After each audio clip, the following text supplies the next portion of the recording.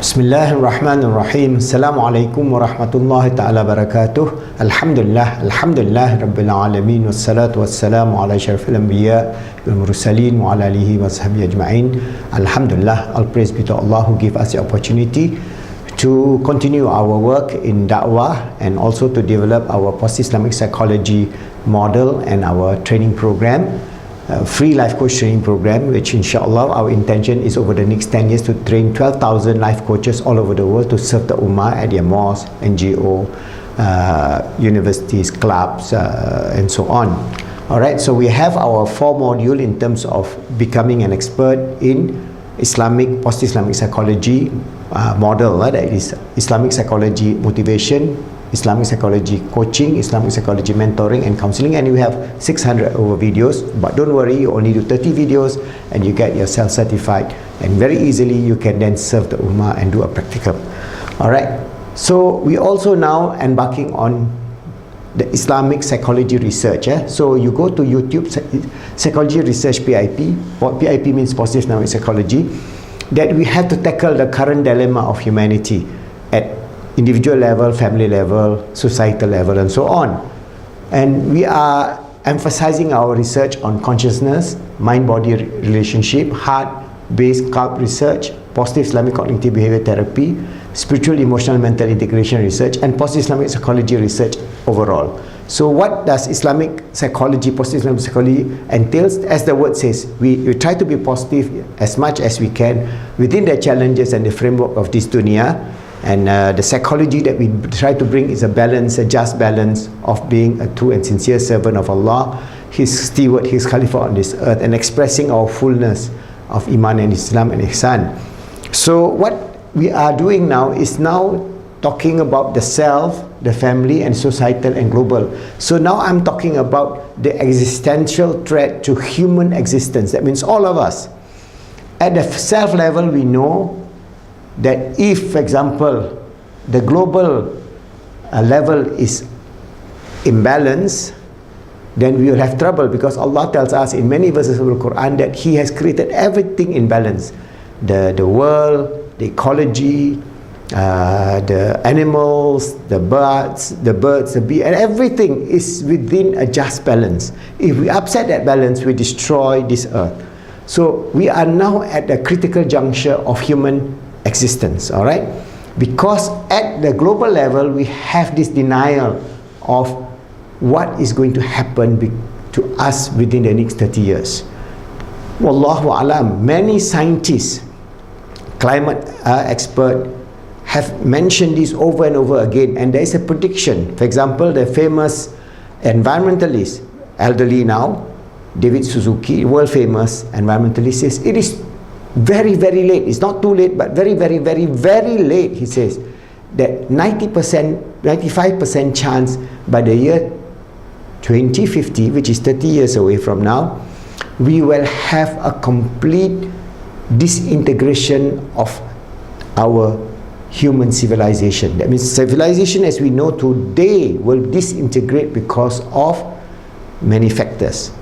Alright, and this is the problem that we have, because the political leaders, especially Donald Trump, the Western world, they are not interested. They are pumping more fossil fuel into the market, pumping more CO2, and we have reached the threshold. Never in 300 million years has the CO2 level exceeded 400 parts per million. Now it is 410, and with that there will be so many effects that human being as a being, mammals also included, will all be destroyed within the next 100 years. And that's not far. That means 30 years from now, there will be a disintegration of all civilized world that we know today. That means there will be a chaos. Why? Sea level would have risen 10 to 20 feet. All the coastal cities will be down, whether it is Calcutta, whether it is New York, whether it is Kuala Lumpur, whether it is Singapore, whether it is Shanghai, all will be underwater. And we have this climate change in which the temperature, if it rises more than 2 degrees, the IPCC says, okay, we should not allow it to 2 degrees, but the projection is such, because of the release of methane gas, which is 100 times more potent than CO2 from the Arctic Sea, the hydrate, methane hydrate, and as well as from the permafrost, the temperature will exceed more than 5 degrees. If that happened, then all life on Earth, all mammalian life on Earth will be gone. And that can happen within 100 years. So between 2050 to 2100, if we are not taking action now, all of the mammals will be will completely disappear, because now we are going to the 6th mass extinction, in which species are disappearing from this planet Earth at the rate of 200 species a day. They are disappearing. All right, and when they disappear, we have a collapse of the food crop. When the temperature change, we have a collapse of the food crop, especially the grain, the corn, and so on, and there will be no food. So how are we going to live? There will be no insects. They will be only left with fungi and some bacteria and whatever it is, but that is not enough to have the full cycle of enriching the soil so that we can grow food to feed our 7 billion more human beings on this earth.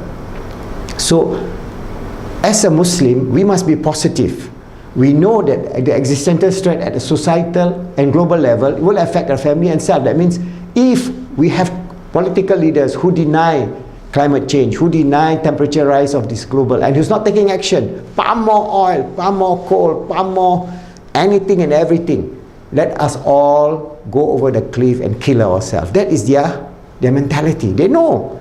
I'm sure their political leaders, their environmental consultants and advisors know what is happening. But we are not taking proactive action to change the cause of this disaster. So as Muslims, we must be positive. So how we are going to change the cause of this disaster? Reduce our footprint, plant more trees, live in small communities, practice permaculture, which is in our book. Chapter 10 is how we're going to create small community of permaculture, which will be self-sufficient, living in accordance with the law of nature that Allah has ordained, and try to change the inevitable cause of human disaster or environmental disaster that will destroy every mammal on this earth. We are the top chain. We are the steward of this earth, and we are bringing every other animals and species on this earth to a disaster through climate change. So what I want to do is to show you a video by Noam Chomsky, a humanitarian, a dissident, human rights activist. Okay, he's a professor from Harvard and MIT and so on, and he is talking about this denial syndrome.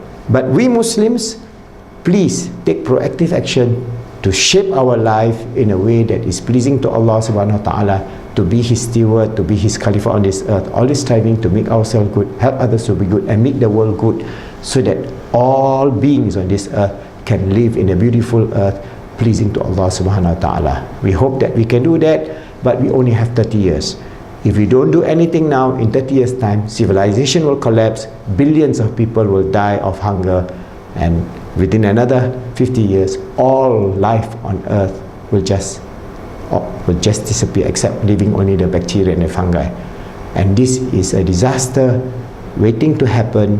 With all the scientific data and background, we must do something. That's why, as I mentioned, in positive Islamic psychology, we have to become activists to change the global scenario, to become more positive, remove war, nuclear power, killing each other, and so on.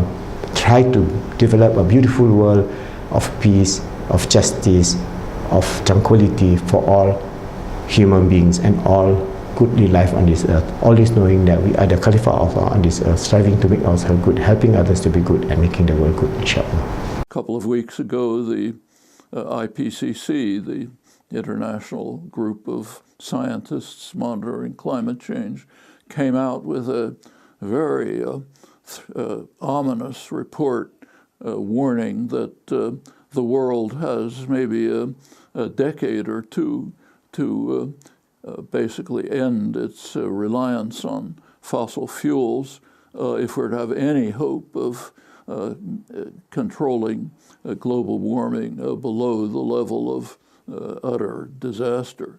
And that, incidentally, is a conservative estimate. It's a consensus view.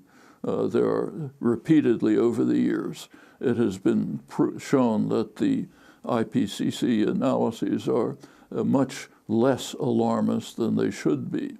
Now comes this report in Nature that you mentioned a couple of days ago, which shows that there has been a serious underestimate of the warming of the oceans, and they conclude that if these results hold up, the so-called carbon budget, the amount of carbon that we can spew into the atmosphere and still have a survivable environment, has to be reduced by about 25%.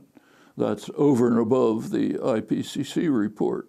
And the opening up of the Amazon to further exploitation will be another serious blow at the prospects of survival of organized human society. I should, at the same time, the Trump administration right now is opening up new areas of the West for fracking, for increasing the use of fossil fuels.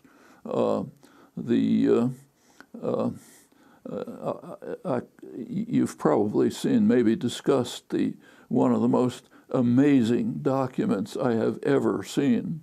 The Trump Department of Highway Standards, whatever it's called, just issued a long report, 100-page report, urging that all regulations on automotive emissions should be ended. And they had a very logical argument. They said if we extrapolate current trends, by the end of the century, the climate will have warmed several degrees centigrade, meaning a huge rise in sea level, which they underestimate. So basically, we're going over the cliff anyway, and automotive emissions don't really add much to this, so there's no point cutting them back. The assumption of the department is that everyone in the world is as criminally insane as we are and isn't going to do anything about it. And since on that assumption, yeah, let's just rob while the planet burns, putting Nero into the shade. He only fiddled while Rome burned. I can't think of anything like this in human history. You just can't find words to describe it. And at the peak of the monstrosity is, in fact, the Trump administration. Now, we should recall that Trump himself, as I mentioned, is a firm believer in global warming. Recently, he applied to the government of Ireland for permission to build a huge wall, one of his famous walls, this one to protect a golf course of his in Ireland, which, as his plea indicates, is threatened by sea level rise as a result of global warming. You take a look at the big banks, J.P. Morgan Chase and the others. They're increasing their investments in fossil fuel development. The energy corporations are working all over the world to try to find new resources to destroy the environment.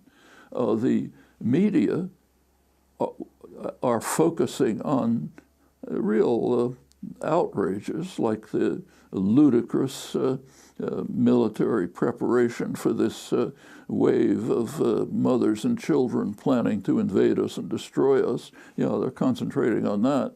But take a look at their coverage of these things. So there was a big report, long front page report in the New York Times a couple of days ago about the opening up of the West to further fossil fuel extraction. Discussed everything you can think of, did mention some of the negative consequences, like it might harm water resources, it might make things harder for ranchers. Not one phrase in this long report on the effect on the environment. In the political campaign going on. All kinds of issues are not discussed, but not the two existential threats that the human beings face, threats that have never arisen in human history. We have to make decisions now which will literally determine whether organized human life can survive in any decent form.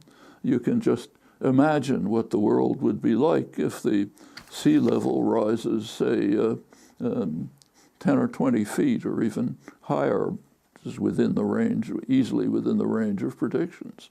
I mean, the consequences are unimaginable, but it's as if we're kind of like the proverbial lemmings, just happily marching off the cliff, led by leaders who understand very well what they're doing, but are so dedicated to enriching themselves and their friends in the near future that it simply doesn't matter what happens to the human species. There's nothing like this in all of human history. There have been plenty of monsters in the past, plenty of them, but you can't find one who was dedicated with passion to destroying the prospects for organized human life. Hitler was horrible enough, but not that. The world-renowned professor, linguist, and dissident Noam Chomsky. When we return with him in a moment, he'll talk about the Pittsburgh synagogue attack, the crisis in Gaza, and the U.S.-backed Saudi war in Yemen. Stay with us.